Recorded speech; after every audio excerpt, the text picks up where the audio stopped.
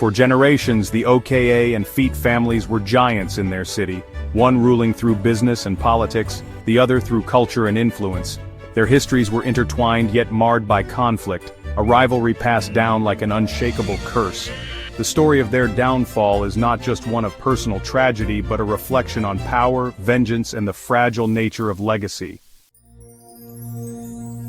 Chapter 1. The Origins of a Rivalry.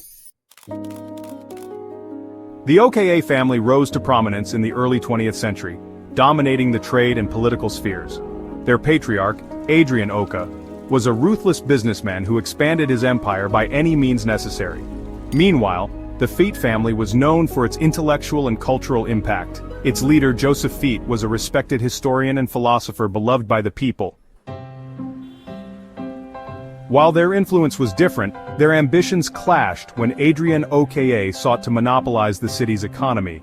The FETE family, advocating for fairness, became an obstacle. It began with public disputes, escalated into legal battles, and soon turned into personal hatred.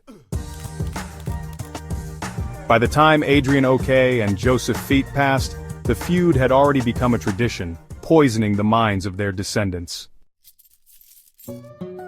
Chapter 2. The Next Generation, Nicholas OKA and Samuel FETE. Nicholas OKA, Adrian's grandson, was as ambitious as his grandfather, but more cunning. He controlled much of the city's economy, and had deep connections with the government. Samuel FETE, on the other hand, had inherited his family's values and was determined to challenge the corruption he saw in Nicholas. A journalist and activist, Samuel became a symbol of resistance, exposing the dark dealings of the OKA empire. Their feud reached its boiling point when Samuel uncovered a scandal involving Nicholas, evidence of illegal land acquisitions and political bribery. Nicholas saw Samuel not just as an enemy but as a direct threat to everything his family had built. The war between the families reignited with violent consequences. Samuel's younger brother was mysteriously killed in a car accident, and Nicholas survived an assassination attempt weeks later. The city was divided, and their supporters clashed in violent protests. Chapter 3. The Ultimate Betrayal.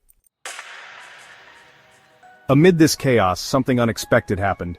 Nicholas OKA's younger sister Elise and Samuel FETE's cousin Mark fell in love. Their affair was a desperate attempt to escape the suffocating legacy of their families. When their secret was exposed, the betrayal was seen as the ultimate disgrace. Nicholas disowned Elise, and Samuel was pressured to sever all ties with Mark. But the two refused to be separated. One fateful night, Mark proposed that they leave the city together. They planned their escape carefully, but someone betrayed them. On the night of their departure, an anonymous tip led to their car being intercepted on a desolate road.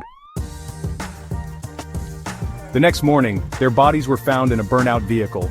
Their love, meant to be a symbol of peace, had instead become another casualty of the feud. Chapter 4. The Fall of the Families.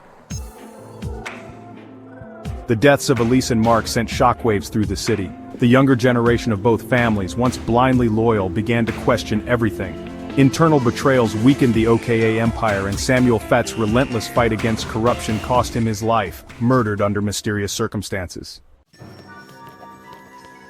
Within a decade, both families crumbled. The OKA's financial empire collapsed under legal pressure, and the FETE's cultural influence faded as their unity shattered. The once great families became cautionary tales. Their power, built over a century, was destroyed not by external forces but by their own hatred. Epilogue: A Lesson in Ruin. Years later, a journalist wrote an exposé on the OKA FETE War. In the final lines of his article, he posed a haunting question.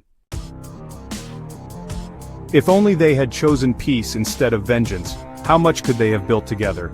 But history remembers them not for their accomplishments, but for their downfall. A tragic reminder that even the greatest dynasties can become their own executioners in the pursuit of absolute power.